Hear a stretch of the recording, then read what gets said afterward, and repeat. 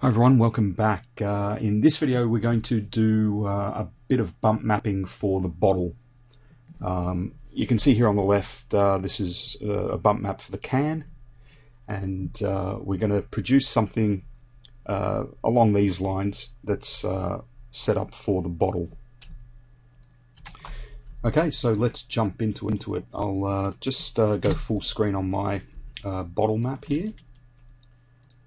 And I'll just zoom in a little bit. So basically what I'm going to do is I'm going to turn off for the time being the label layer, because I don't really need any of that.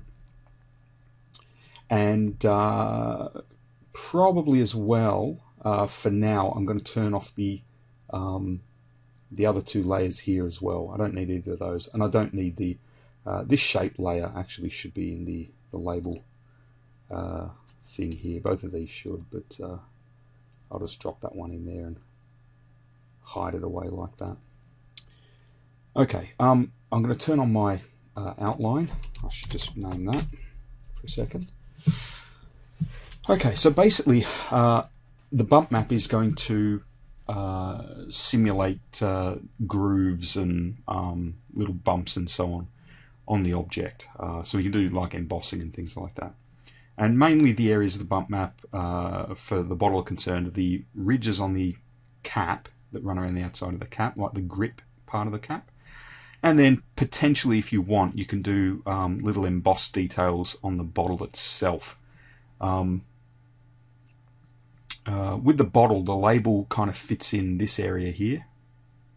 Okay, that's like the indentation for the label. And then all this bottom piece down here is basically where the where you can probably put bumps. You can put bumps up here as well, but we'll kind of tackle that last. The first thing I want to do is create the bump map for the actual cap. So usually on some caps, what you have is kind of like a strip that runs right around the cap, and then sort of these grippy bits that stick out of the side. So I'm sort of going to model mine along those lines. So I want to start off by creating a background color for everything that's 50% gray. I'm just going to lock my outline layer as well. I should have done that before. So I'm going to create a new layer just here, and I'm going to select 50% gray from my swatches, and then use the paint bucket and fill everything in 50% gray and drag that underneath the outline. Okay, so that's giving me my kind of sea level starting point as far as my bump map. So then what I'm going to do is I'm going to create a strip that's slightly brighter than this background color, and that's going to run vertically down this end of the cap, top to bottom. So I'm going to grab my marquee.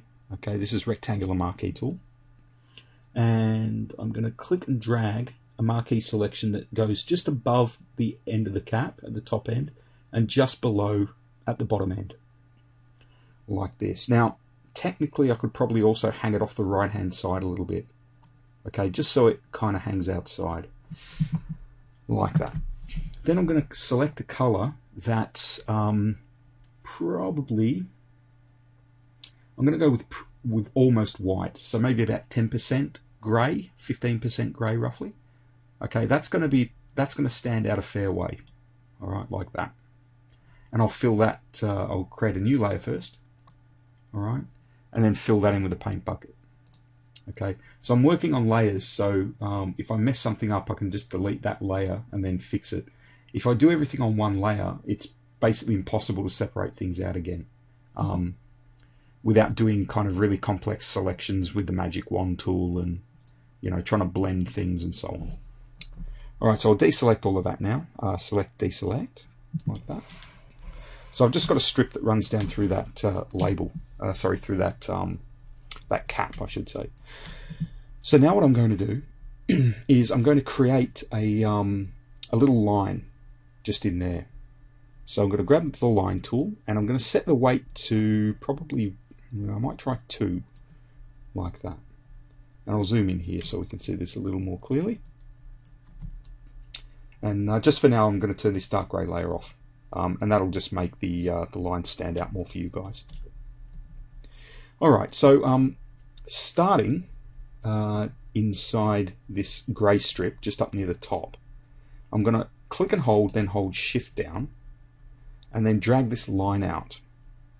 And I want the line to probably, let's see, yeah, I want this line to probably come up to this edge here, maybe a little bit further. So almost all the way over to this edge, okay? Now at this point I'm kind of looking at this line, okay, and I'm thinking maybe we could go a little bit thicker with that line. Alright, so once again, keep in mind that, you know, when you're doing this kind of work, everything's sort of trial and error. Don't be afraid if you don't like what you've just done, don't be afraid to undo it and try it a different way. Okay, you're going to kind of develop your skills more if you do that, rather than just looking at something going, oh, I don't like that, but then not trying to fix it. Yeah, that's better. Okay, so a heavier line I think is going to work better for this.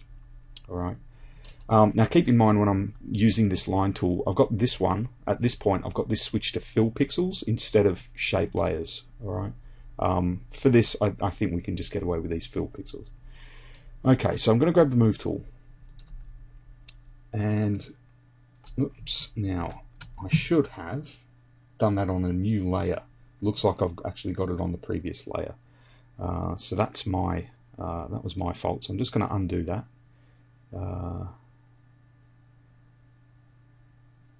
Step backwards. Okay, so I'll just add another layer there before I do that. So this one here's the strip. Whoops. So I'll just name that strip.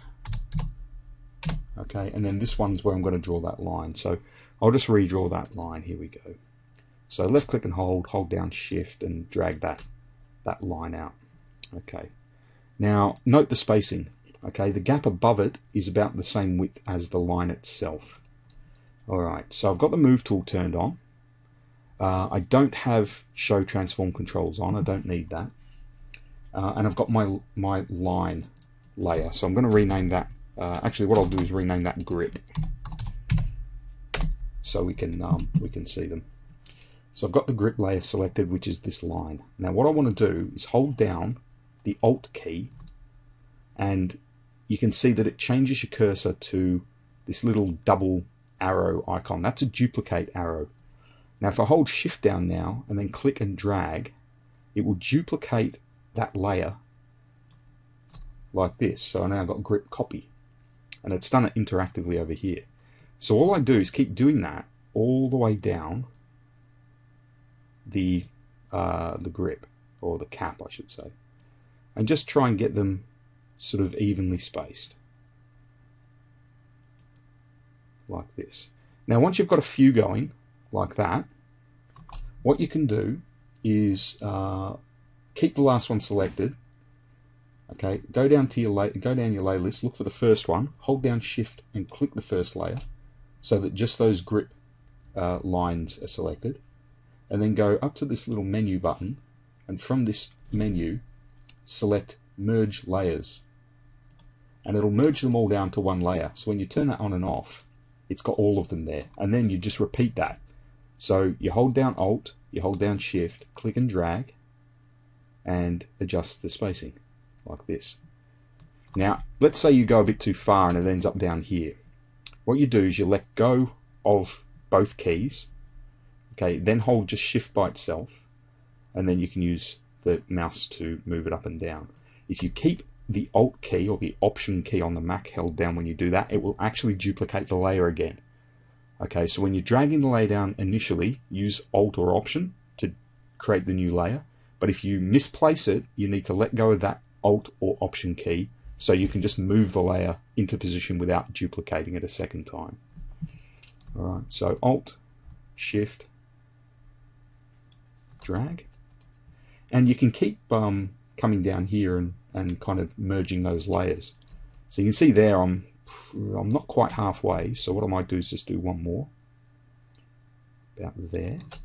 So I'm roughly halfway. So if I take those grip layers again and I merge those, merge layers, okay, technically probably one more duplication, maybe two, will actually completely finish off. Yeah, I've got to do one more, so I was probably about two short. So I'll just bring that down.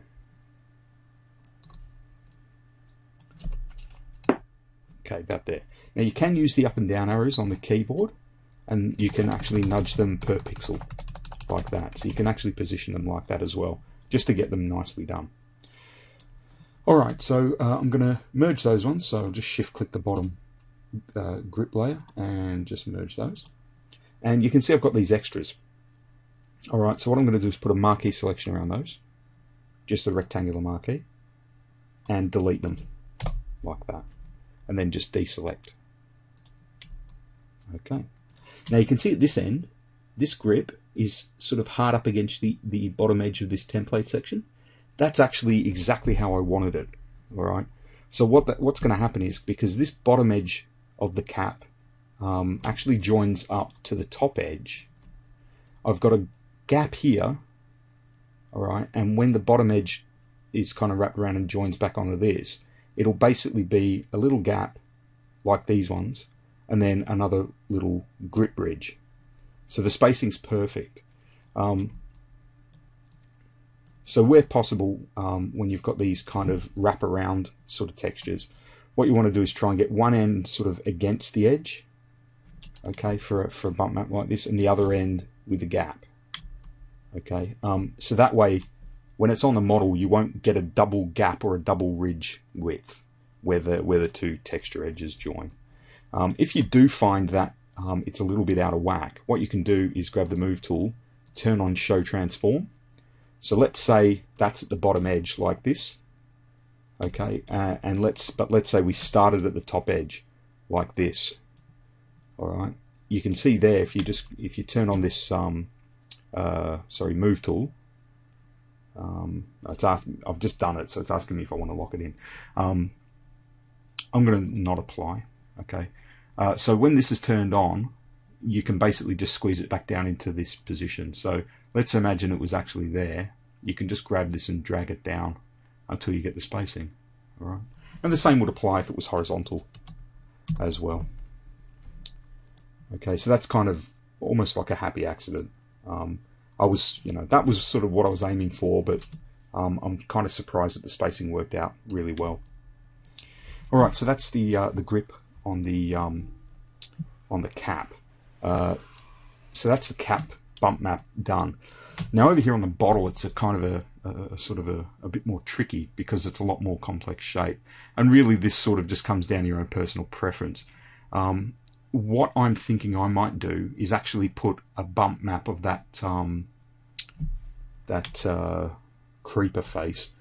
So I'm going to come down to my label layer, and that's the creeper face there. I'm going to duplicate that layer, just copy it, and then drag this out like this, and then I can just close that down. Yeah, so that's what I'm going to do as a bump map. Okay, just to kind of give you guys the sort of show you how we can do this. So I think what I might do is place 4 of these around the can, around the bottom of the bottle. So I'm just going to move this across here. And in this situation, it can be a little difficult to work out exactly what areas of the bottle are which. So just to give you a bit of an idea, roughly where they are, what I might do is open up the model in Maya, and we can kind of do a reference. Okay, so here's the bottle, and basically all I want to do is work out which sections of the template are which parts of the model, because the areas that you're going to put that generally you'd get the bump on are going to be the section below the label and maybe the section above the label up here. I just need to double check the sections on the template. So if I right click and hold and select face mode and drag through the label area, I can see that that's showing up over here on the object. Okay, so if I deselect that, basically this section here on the template is the label, and that won't have any bump areas on it because the plastic label covers that. So anything above and anything below is basically fair game for adding bump maps to. Although I certainly wouldn't put bump maps maybe below this horizontal line here, just above the little feet. potentially. I mean, we could put like bumps on the feet down into this area, but we wouldn't necessarily need to do that. So pretty much it's anywhere from sort of from here down, and anywhere from this kind of little bunched up group of edges up, but nothing above this bunched group here, because that's that little rim just there. Okay, so let's flip back over to Photoshop, and I'm just going to put in just a couple of lines as guides. I'm just going to put in a couple of red guidelines just so we can make sure that that we don't go over those lines. So I'm just going to grab the brush tool and color red, and basically I don't want to go across. I've got an empty layer here as well. I'm not going to go across this line, and I'm not going to go across this one, and I'm not going to go above this one. So basically the area that we don't want to do is any of this up here, and we don't want any of this in here. Okay, now you don't need to do these red lines. Okay, I'm just doing them more as a visual thing for myself, so I can, you know, kind of work a little bit more easily. And clearly you guys don't have to do that as well, as long as you are kind of comfortable with the area to not add anything in. So the label that we've got down at the bottom here, when it's on the model, is going to cover these polygons. So clearly if you put a bump on there, you're not going to see the bump anyway, because the label covers it. And everything up here is basically the thread and where the cap goes. So you won't see anything there either if you put bumps above. So it's really just sort of this area and this area down here. So basically what we need to do is just add in some decoration. So I've got this creeper head, creeper face shape. I noticed a fault on it earlier on where I'd forgotten to close it, so I've just closed that there. If you were wondering what I was just clicking on. Alright, so I've got this creeper face, okay, and what I want to do is kind of space these out around the bottom of the bottle. So what I'm doing here is I'm kind of popping this up against the very edge of the template, and I'm then going to duplicate this layer a few times so that basically I get a repeating pattern of creeper faces around the shape. So I'm going to hold down, I've got move on just here. I'm going to hold down the Alt key, and that gives me my duplicate. The same thing as we did with the cap, and then hold down Shift, and then I'm just going to drag. And I reckon I could probably fit maybe 4. I think I'm going to fit 4 like that. And what I want to do is have even spacing in between each of these. Now, you know, potentially depending on the pattern you're doing and the size, you could actually count the number of divisions of polygons on the template and space them that way, like have 1 polygon division between each repetition. But in this case, it's going to be a bit too big. So what I'm going to do is I'm going to select all of those layers, and I've got the move tool on, and you can see up here that I've got these align tools. So I've got this one here, which is align vertically. I've got an align horizontal, and then I've got distribution buttons, and what these do is space the objects out. Now at the moment what I've got is I've got layer selected over here, and I've got vertical, distribution, and horizontal. What I want is horizontal. I want to get all of these to space evenly, right? So if I click this button just here, you can see that the layers kind of spread out until they're all evenly spaced. Now I'm looking at the gap here between these two, and then I'm looking at the gap between this and the edge, and this is slightly bigger than this gap. Alright, so what that means is what I want to do is move this one across slightly, and basically spread them out again. So I'm just going to grab the last layer that I did and just hold Shift and click and drag across just a fraction. I don't want to go too far. In fact, I can just use the arrow key just to nudge them across a few pixels. Shift select all of them again, and then redistribute them. So when it's selected set to layer, what it's doing, it's going to space them out individually in between the top layer and the bottom layer, or basically in a horizontal direction, it's going to find the layer that's the furthest to the right and the layer that's furthest to the left, and it's going to space everything else out in between those two. So I'll just distribute it again, and now that spacing's a little closer. Okay, so if this is hard up against this edge, I need to space at this end. Alright, and it's the exact same principle as these lines were, where I've got a gap at the top and then no gap here at the bottom. Alright, now because these shapes are white, they're going to pop out of the surface of the object. Okay. Now if I wanted them to push in, I need to make them darker, and I think maybe I might have these push into the surface. So what I'm going to do is I'm going to double click on one of the layers, and I'm going to pick a color that's darker than 50% gray, and I think for this I might go like 70-80%, something like that, and just hit let's go OK on that. Rather than having all 4 layers like this, what I might do is cut and paste them all into one layer.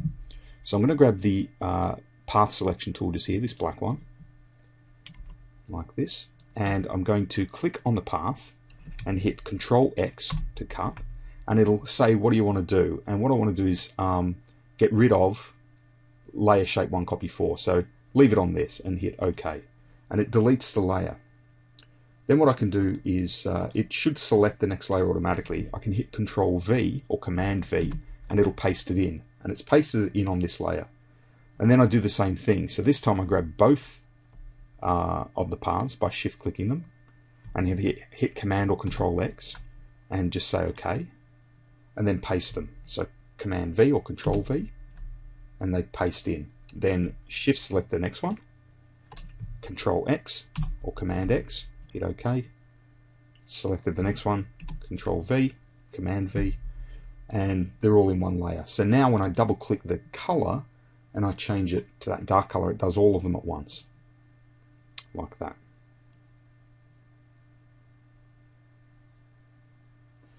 Okay,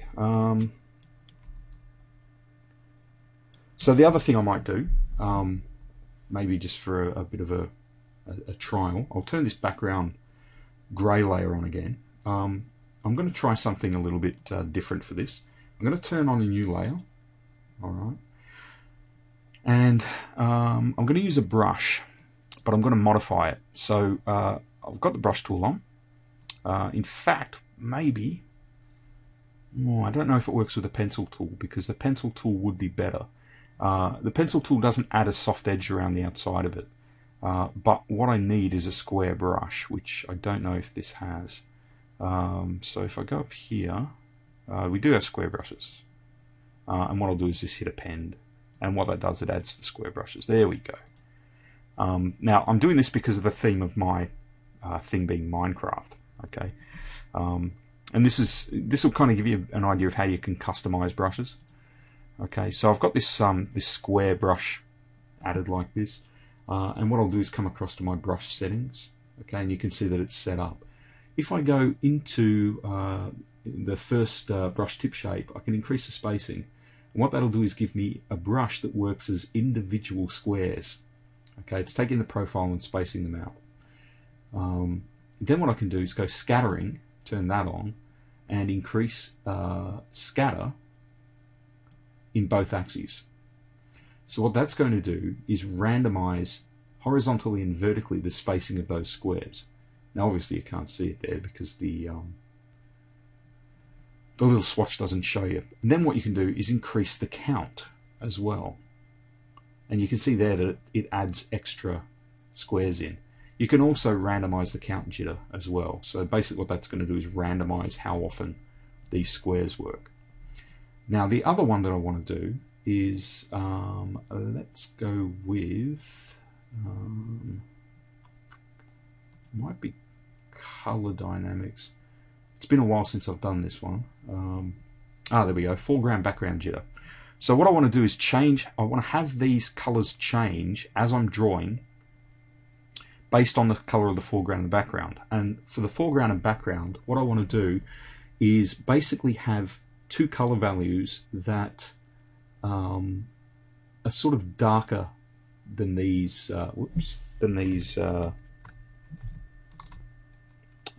these faces. So I'm going to select a new color for the foreground color, and actually what I might do is make that about 60% grey, and the other one I'm going to have as black, like that. And then what I'm going to do is crank the foreground jitter right up, like that. If I brush here for a second, you can see that it's giving me all these different shades of grey.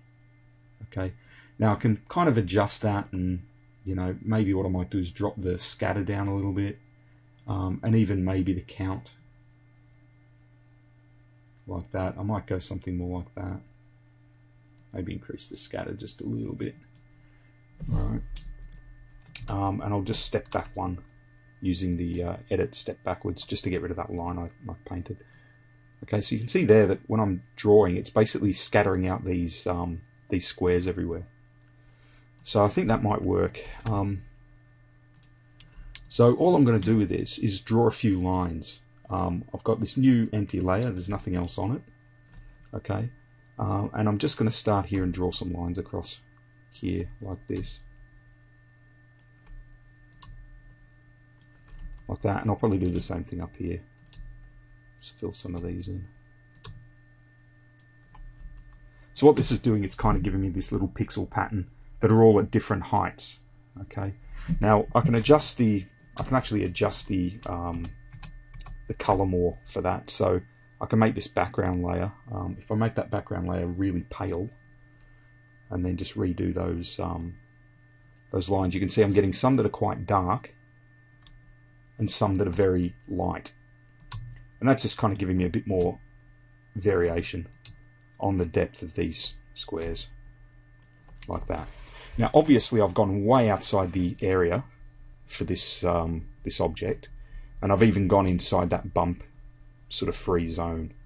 So all I do now is I clean that up. Now if I come down to my main bottle layer, I can hold down Control and click on that, and you can see that it basically selects just the bottle area. Alright, now everything outside that needs to get deleted.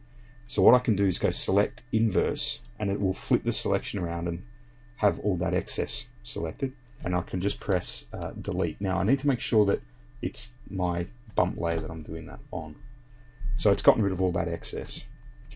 Then I can deselect that. So select, deselect, and I can just use the marquee tool to get rid of any others that I miss. So you know, there's a few in there.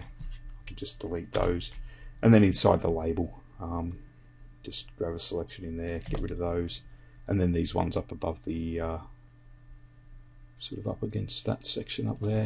So there was one in there, for example, and then just deselect that. You can do whatever you want in this area. It doesn't really matter what you do. I'll turn off those guides just there. And I'll also move this little pixel. I'll call this pixel. It's always a good idea to name your layers as you're working. I'll drop that down underneath the creeper faces, like that. You know, but you can do you can pretty much do whatever you want. I mean, if you wanted, like on a Coke bottle, if I grab the brush tool for a second, bear with me, brush tool. Okay. On a Coke bottle, it's got these vertical grooves that sort of, on the older style ones, they had these vertical grooves that ran up from between the little feet. And so what you could do here is probably just dial the size down a little bit. Yeah, probably something like that. And the hardness I'd probably set off to maybe about 90. So it's got a slightly soft edge. What you could do there is basically set the color to black. And then if you click and hold sort of just in the middle below, just outside the template section, hold the mouse button down, left click and, hold down the shift key as well, and then just draw up like that. It'll give you this kind of black groove. And then what you do is you just duplicate that to each of those kind of joints between the feet. Like that, and what that'll do is give you these grooves that run up the sides of the bottle, like the older style Coke bottles from a few years back. They've changed it a bit now, but basically that's what that would do. It would give you these vertical grooves. Okay, but I'm not going to keep those on. Pretty much you can do anything you like. All you need to do is remember that darker areas push in further and lighter areas pop out of the surface further. Okay, so those are the main bump map things that you need to do. So it's really just the grip and then maybe a bit of bump mapping on the bottle if you want. Okay, so I'm going to save this. So I'm going to go File, Save, and that's the master file that I've just saved. And then what I'll do is go File, Save As, and I'm going to change this to Targa. And we're in the source images folder in our bottle, our bottle folder, and I'll just change this to Bump. And press Save, and press OK. Alright, so that's it for our bump map. Now I'm going to do a little additional video and just run over the use of an NVIDIA plugin that allows you to do a normal map. A normal map's kind of similar to a bump map, but it tends to be a little bit more defined. They tend to be a little bit more effective.